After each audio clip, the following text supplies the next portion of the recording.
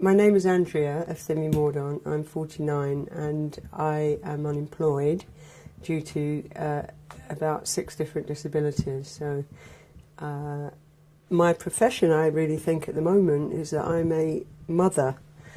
I'm largely a single parent. I was trained as a counsellor and I got a master's degree in social policy.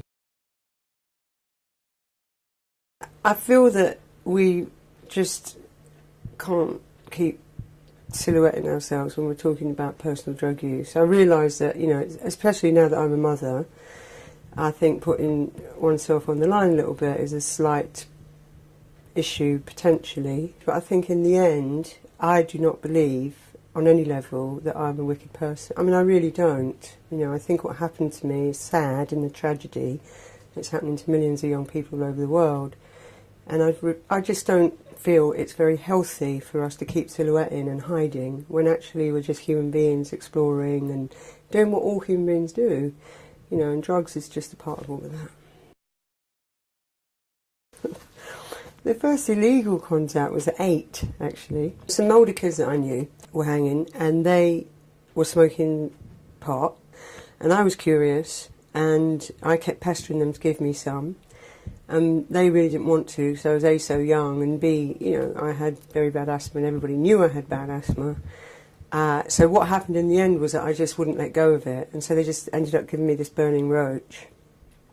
And I burnt my lip, as far as I recall. That's about all that happened. I remember breaking into my parents', and I didn't have to break in, by the way. I don't believe that there was a lock on my mother's and father's alcohol cabinet. And essentially what had happened is I was just bunking off school, broke into the cabinet, got totally buggered, actually, on alcohol, and fell asleep in my mum's bed, wet the bed, got dragged out of the bed and beaten up. That was legal, obviously. I was probably about 11 at the time.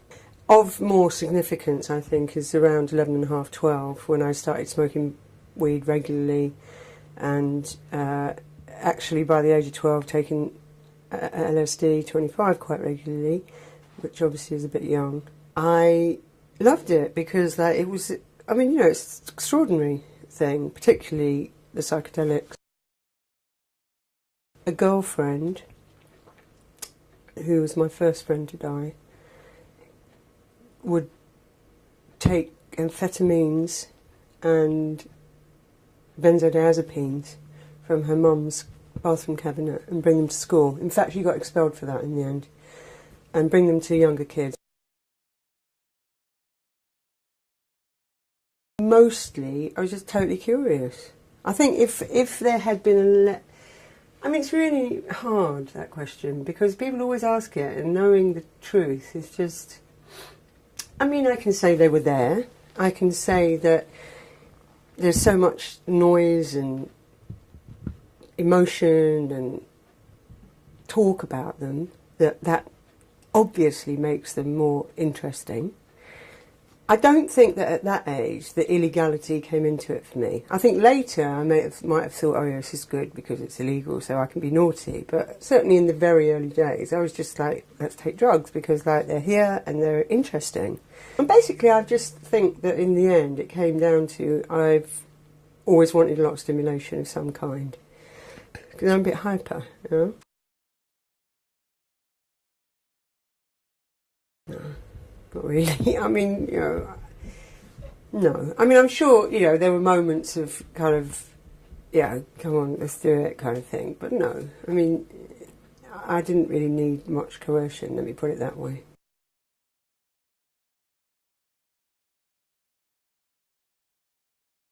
My mother wasn't educated about drugs that I was aware of. She phoned up my boyfriend and charmed him with tea and cakes in the middle of the day when I was at school, and found out all this stuff about our behaviour and activities.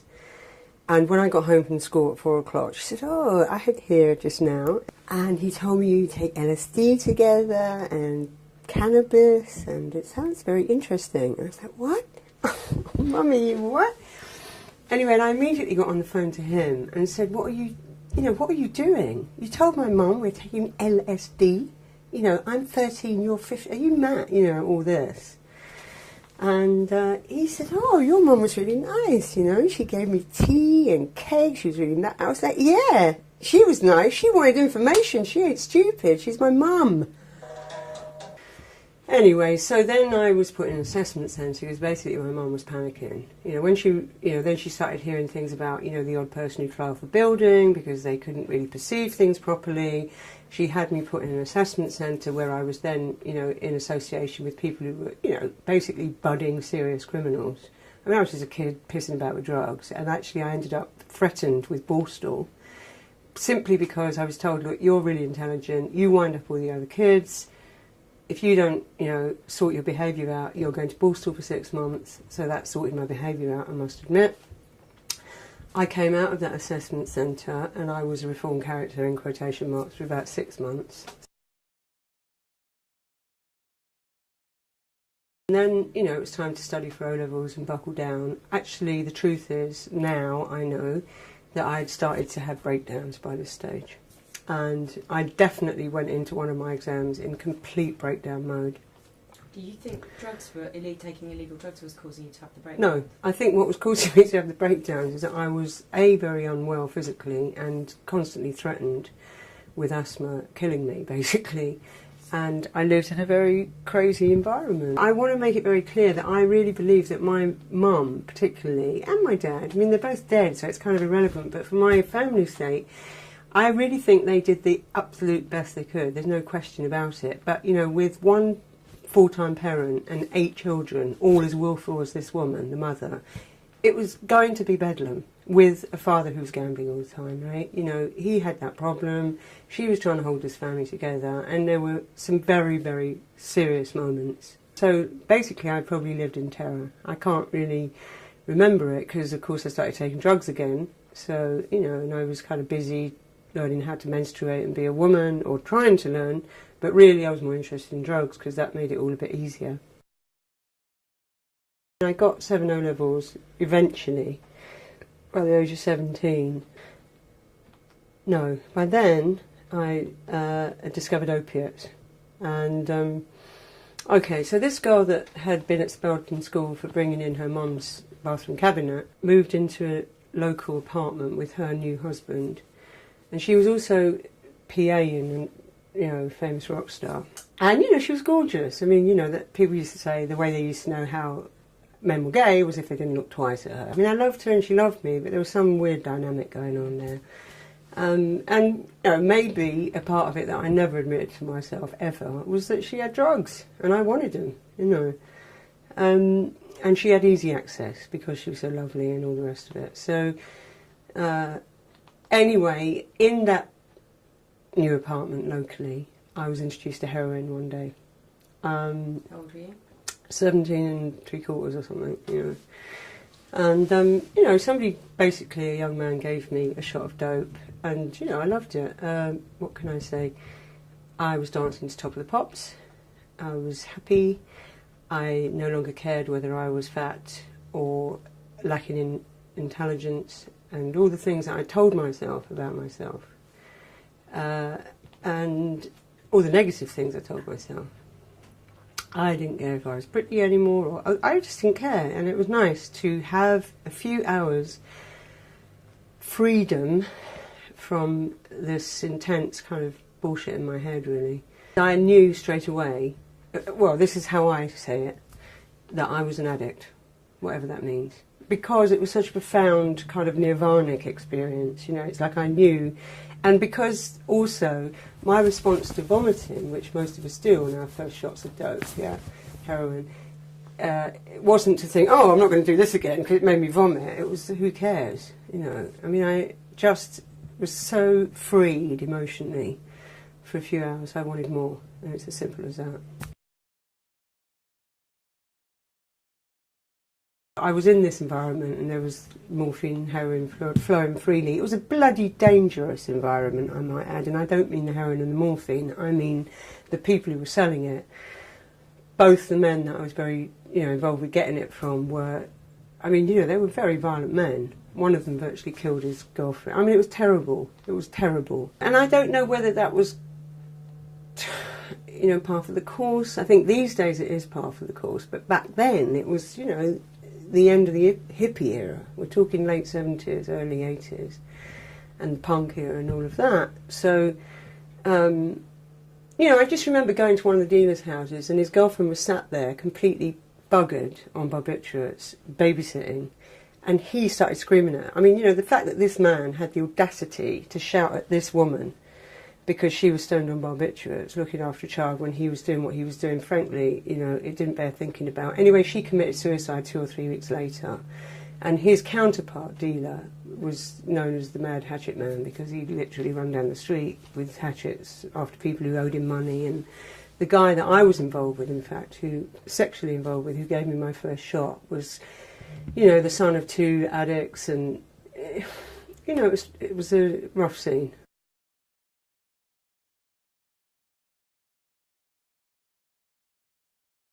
I deliberately shared a needle with a girl who had previously been in hospital with hepatitis B, because I thought, well, if I get sick and go into hospital, I can avoid becoming chronically dependent on drugs.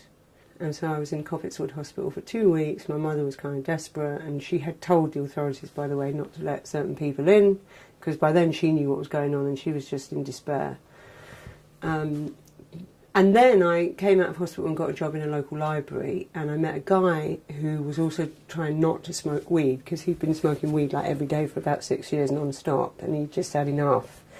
So we kind of had this mutual let's not take drugs thing going on, and we loved each other, you know. However, when I wanted to leave this guy, which I did about 17 months later, as my 20th birthday approached, I thought the only way that I could possibly do it is to take some heroin. So I did. In summary, I took heroin every day because it's a very good painkiller on every level. You know, it's a good physical painkiller, it's a good spiritual and emotional painkiller. I mean, there's nothing that it doesn't cast out, at least for a few hours. And I wanted that freedom. Being raised in a very unstable environment where there was quite a lot of violence and so on was a big part of it. One of the things I think that is very, very not useful about therapy is like trying to pinpoint experiences, and that traumatised you so much you had to take heroin. Sorry, no. It's the cumulative impact of suffering over time that I was trying to medicate, without a doubt. You know, it's like the constant beatings ups. You know, there were 2 instances where I was nearly killed by my mum. That probably had something to do with me wanting to take heroin. I don't think that she was, in one of those instances, particularly evil, actually. I think she was just bloody furious because I'd started smoking cigarettes at 10 and she'd been trying to keep me alive from asthma for 7 years.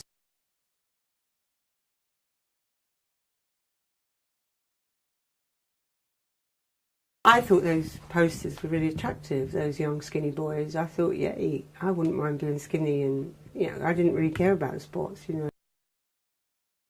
know. Well, I had 3 different habits, all roughly of 3 years duration, from the 70s, 78 to 93. Certainly in the early days I was always trying to control it, always.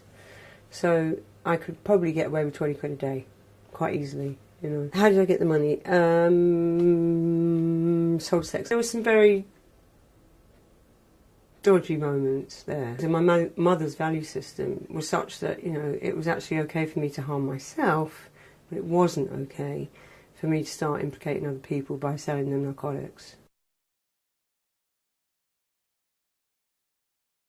Mostly what I had was a huge relief and great moments of freedom from suffering, internal, like emotional, psychological suffering. You know, the suffering that in my head still to this day tells me, you know, I'm fat, I'm ugly, I'm not intelligent enough, I'm uncool. I mean, you know, my behaviour's off the wall, I'm not a good mother. I mean, and it just goes on and on and on and on and on, and it's horrible. Heroin is very good at putting those concerns and anxieties to rest a little bit, so you get a bit of time off. You know, so I think that, you know, in retrospect, I was appropriately, actually, I don't really care what the state believes about this. Medicating some very, very harsh realities in my head. No? Did it never occur to you that you're just delaying these, you know, they're going to come back? No, not as a teenager. How would I know at 18 that they would all come back? I wouldn't know a thing at 18, would I? Would I? Well, you'd know every time you came down. Oh, I see. The same things. Yeah, but I mean, coming down was just a precursor to getting more heroin, wasn't it? It's like, oh, I feel bad, let's get more drugs.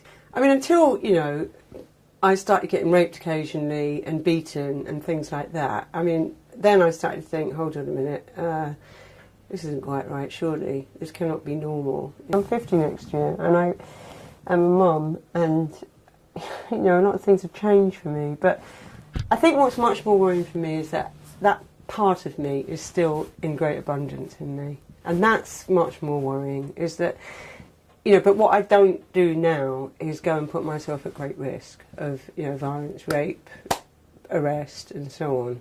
You know, so something has shifted, and I think, you know, partly I got that from going to rehab. When I first went to rehab, it was the early 80s, I think, and frankly, I just learned a few things about myself. You know, and you know, I learned that, you know, my self-esteem was indeed low. I learned that, you know, I was probably traumatised as a child a lot, and that I lived in fear a lot, and you know, I also lost a lot of friends, as in they died of overdoses. So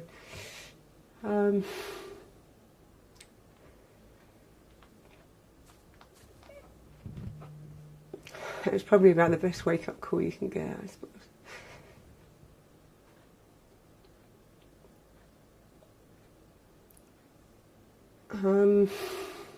However, so I got about 5 months of abstinence. Excuse me, I got 5 years, and I had done methadone, by the way, but I didn't like it, so it was a bit pointless. I was one of those people who put it in the fridge and sold it to get heroin, etc. on a rainy day. So I got 5 years off drugs, and then I lapsed. Following, I mean, this is such a classic story, and I think it's an important one for your film. I started working in the drugs field, and in fact, in my case, I worked in an aid service organisation. And really, the job was called Drugs Counselling Officer, but actually what I was a funeral director, I mean, whatever they're called, an undertaker, you know. So I did 3 years of that, listening and caring for this group of people who were all going to die, and there were some children there in that group as well. And you know, we buried a lot of people, we cremated a lot of people then, and I started shooting dope again because it was just fucking agony, basically. And then I really went for it, quantity-wise, hell for leather for a while. This was not the poor working class kid without any money on income support anymore. I had just had, you know, 3 years of earning 15k or more. You know, I was a sort of vaguely socially respectable person. I'd done loads of social activism. You know, basically I had a bank account, frankly. I mean, it was as simple as that. But, you know, I also had people who cared about me and knew me and loved me. So, you know, they weren't just going to accept that this good person was going to kill herself. The problem was that, you know, I was still lying to these guys that, you know, I was taking my methadone. Now I was actually taking the methadone and using heroin on top. So not only was I taking, you know, at least 50 mils or 60 mils, and I was also using half a gram of heroin on top, which most of the doctors didn't know. So I guess I am ultimately quite a good liar, we have to be. And in fact, what happened in the end was a lot of people put pressure on my partner. He was a great AIDS activist. He had the virus, and he was placed, I think, in history to do a very important job, to start talking about the human right to use drugs. His name was John Mordaunt, and I'm very proud that I had anything to do with him. He was advised by a friend of mine in NA, Narcotics Anonymous, our self-help group for those who do not want to use anymore, to dump me, because otherwise I was just going to kill myself. And he did. Because by then I kind of had an understanding and insight into who I was and how I behaved, and that I didn't want to experience pain and etc., etc., was a different kind of using. You know, it was much more stable in many ways. And I actually eventually went and got a private doctor to prescribe first injectable methadone and then oral methadone. By the time I got into detox again, I was in trouble. I mean, because I had a much higher level of opiates in my... And then I really began to know what a heroin detox was about, because, I mean, I was sick as a pig. But there were 2 or 3 people at that point, and one of them was a shrink. I will just always remember him, leaning, arching over me, this huge bear of a man, and saying, "Look, Andria, you know, your life will not get better while you're doing this." And I just remember feeling, you know, he knows what he's talking about. This guy is dealing with us all day long, you know, he knows. And, you know, previously there'd been a nurse in casualty when I'd OD'd who was just deeply compassionate for a few seconds. And I just remembered these very important moments. But anyway, I got off drugs and I started going regularly to NA. Narcotics Anonymous, and like, you know, NA is not perfect, but you know what? There is nothing else. And you know, I'm going to say this because it's very un-PC, but I don't give a shit. You know, there is nothing else in the world that at the point of contact is completely free. You get treated with some love. You get some information at your fingertips that teaches you why and how you do what you do, and you get fellowship, you get people, you know, to talk to, you know. I mean, I used to have the potential to call people in the middle of the night if I'd needed to. You know, this is unheard of, and nobody was paid to do it. So that was 16 years ago now, and you know, I've struggled a bit since then. There's no two ways. Right now, I'm struggling a bit because about 5 years ago, I guess, somewhere in the last decade anyway, I was finally told that I did indeed have a serious problem with my lower back. Because I was like, oh no, you're just a junkie, imagining things, wanting drugs, you know, it must be just fucking, you're imagining it. And I was shown this x-ray of my spine, which has fused vertebra. And in the middle of the fused vertebra, of course, there are crushed nerves. So I've been mostly on, but on and off, mostly on 90% of the time, either codeine or tramadol. Suddenly there's a little person in my womb, and it's like, oh God, you know. So then I do all this research to sort of reassure myself that this is not going to impact badly on her, and that was okay, that was there. In fact, I was told by somebody who had been on 60 mils of methadone when she was pregnant and gave birth to both her children, neither of whom were born addicted. I mean, you know, she was lucky.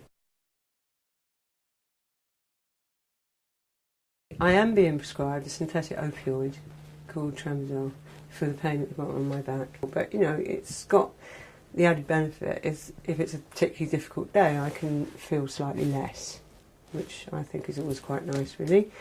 Because some people choose drugs and other people choose, you know, yoga or whatever, you know, I'm always in this kind of place of, well, why didn't you choose yoga and, you know, be more brave and not take drugs? And I mean, the honest answer is probably that I like opiates, actually.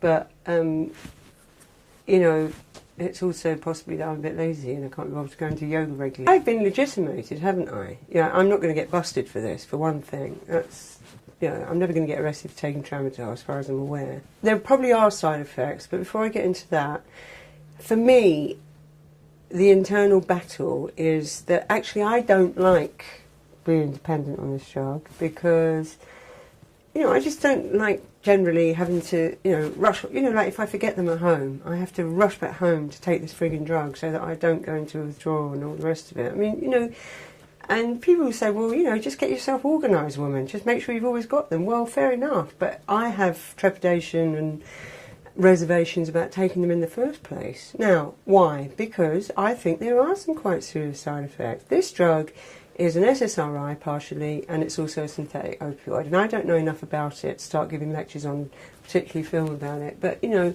certain things are happening to my body right now that I want and I'm going to get people to investigate, you know, and ultimately what I'd quite like to do is come off it completely and see if I can just cope with the pain. Can I do that is another different question. There's a part of me increasingly that wants to.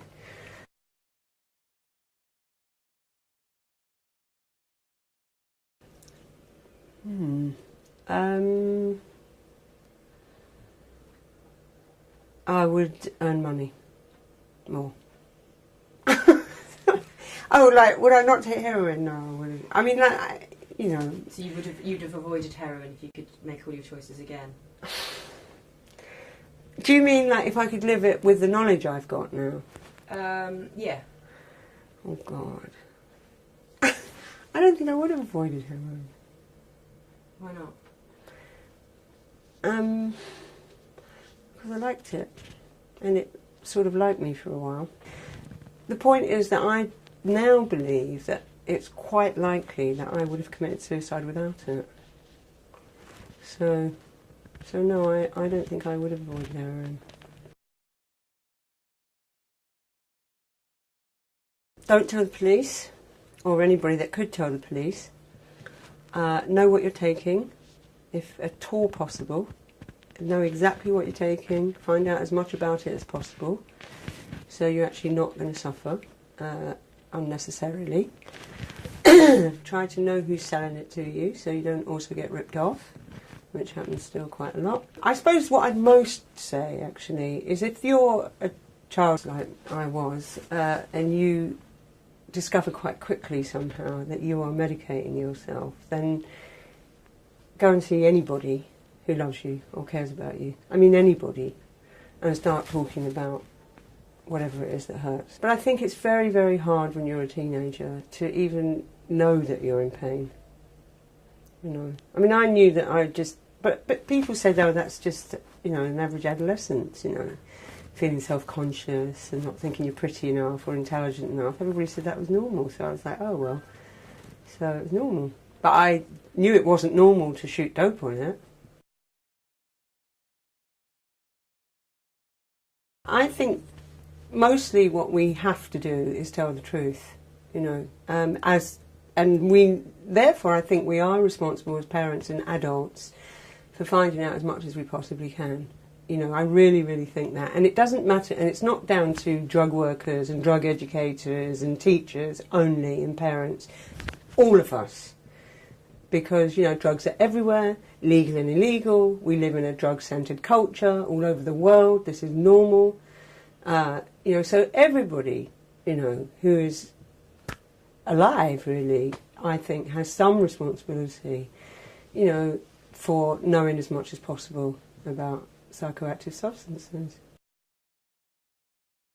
Mostly, I think it's having the effect of putting vulnerable people behind bars.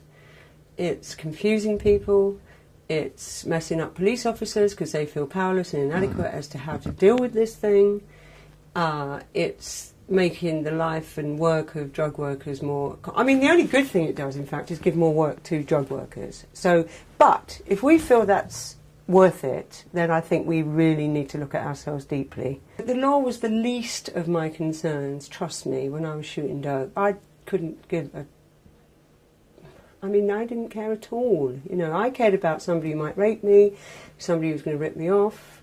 I cared about, you know, my friends not talking to me because I had, you know, bandages wrapped around my hands because there was so much blood and mess in my abscesses and all the rest of it. I didn't care about the cops. I wasn't in the slightest bit interested in the law enforcers, you know. I think on odd occasions I shagged them for money for drugs. I mean, come on, this is normal. It exploits cocaleiras and opium producers. It creates the most systemic corruption. I mean, these are all things that most of us know now. It's like popular anti-prohibition thinking. And I think we've won the argument theoretically. You know, what we haven't done is really tell the world how it could be instead of how it is.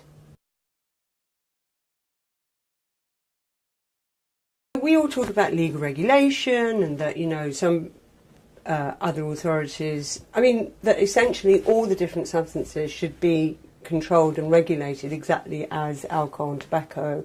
But it isn't quite that simple, is it? In terms of, I mean, certainly where we are now, you know, the first thing that we need to do is definitely, in terms of this you know, chemically dependent community, is increase the amount of morphine and heroin that's made available. And, you know, where appropriate, supervise the consumption of it so that people actually feel, the way I see it anyway, is that they feel a bit cared about. However, the one thing I would say, and I think this is where I get in a little bit of trouble with my user involvement peers, or whatever they're called, is that I do think, you know, if you're an alcoholic and you have to pay for your bottle of whiskey, then, you know, it's only right that if you've got a legal supply of heroin or morphine, I mean, this is all, you know, not happened yet, but let's say in 10 years it might be the case, then you should have to pay a little bit for that. You know, I don't think, you know, but what's happened is there's an empire of professionals that is now built around so-called chemical dependency, so therefore, you know, a lot of people are getting whatever they're getting for free, which is not a bad thing, because most of them don't have any money, but, you know, some of them do. So if a whiskey drinker has to pay, why shouldn't an opiate user? I mean, it's not fair.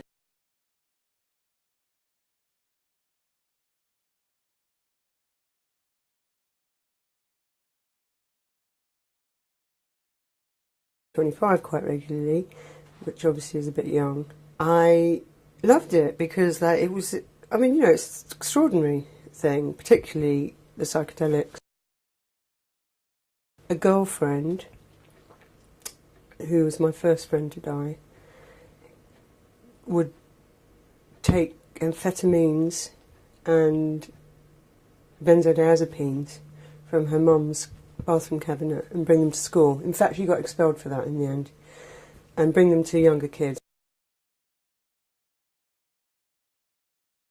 Mostly, I was just totally curious.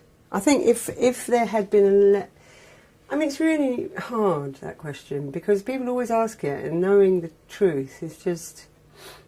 I mean, I can say they were there. I can say that there's so much noise and emotion and talk about them that obviously makes them more interesting. I don't think that at that age the illegality came into it for me. I think later I might have thought, oh yeah, this is good because it's illegal, so I can be naughty. But certainly in the very early days, I was... My name is Andria, Mordaunt. I'm 49 and I am unemployed due to about 6 different disabilities. So my profession, I really think at the moment, is that I'm a mother. I'm largely a single parent. I was trained as a counsellor and I got a master's degree in social policy. I feel that we just can't keep silhouetting ourselves when we're talking about personal drug use. I realise that, you know, especially now that I'm a mother, I think putting oneself on the line a little bit is a slight issue potentially, but I think in the end I do not believe on any level that I'm a wicked person. I mean, I really don't. You know, I think what happened to me is sad and a tragedy. It's happening to millions of young people all over the world, and I just don't feel it's very healthy for us to keep silhouetting and hiding when actually we're just human beings exploring and doing what all human beings do. You know, and drugs is just a part of all of that. The first illegal contact was at 8, actually. Some older kids that I knew were hanging, and they were smoking pot, and I was curious, and I kept pestering them to give me some, and they really didn't want to, so I was A, so young, and B, you know, I had very bad asthma, and everybody knew I had bad asthma. So what happened in the end was that I just wouldn't let go of it, and so they just ended up giving me this burning roach. And I burnt my lip, as far as I recall. That's about all that happened. I remember breaking into my parents', and I didn't have to break in, by the way. I don't believe that there was a lock on my mother's and father's alcohol cabinet. And essentially what had happened is I was just bunking off school, broke into the cabinet, got totally buggered, actually, on alcohol, and fell asleep in my mum's bed, wet the bed, got dragged out of the bed and beaten up. That was legal, obviously. I was probably about 11 at the time. Of more significance, I think, is around 11 and a half, 12, when I started smoking weed regularly, and actually by the age of 12 taking LSD, just like, let's take drugs because like they're here and they're interesting. And basically I just think that in the end it came down to I've always wanted a lot of stimulation of some kind. Because I'm a bit hyper, you know? No, not really. I mean, you know, no. I mean, I'm sure, you know, there were moments of kind of, yeah, come on, let's do it kind of thing. But no, I mean, I didn't really need much coercion, let me put it that way.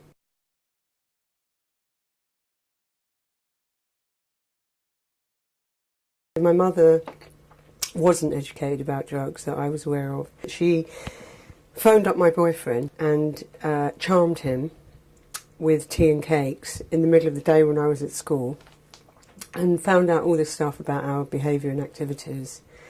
And when I got home from school at 4 o'clock, she said, oh, I had here just now, and he told me you take LSD together and cannabis, and it sounds very interesting. And I was like, what?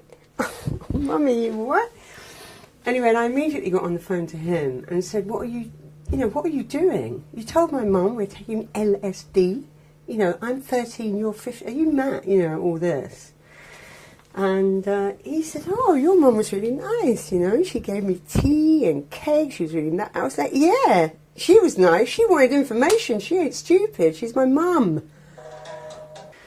Anyway, so then I was put in an assessment centre because basically my mum was panicking. You know, when she, you know, then she started hearing things about, you know, the odd person who'd fly off a building because they couldn't really perceive things properly. She had me put in an assessment centre where I was then, you know, in association with people who were, you know, basically budding serious criminals. I mean, I was just a kid pissing about with drugs, and actually I ended up threatened with Borstal simply because I was told, look, you're really intelligent, you wind up all the other kids.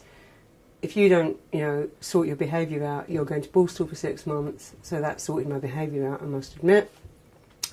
I came out of that assessment centre and I was a reformed character in quotation marks for about 6 months.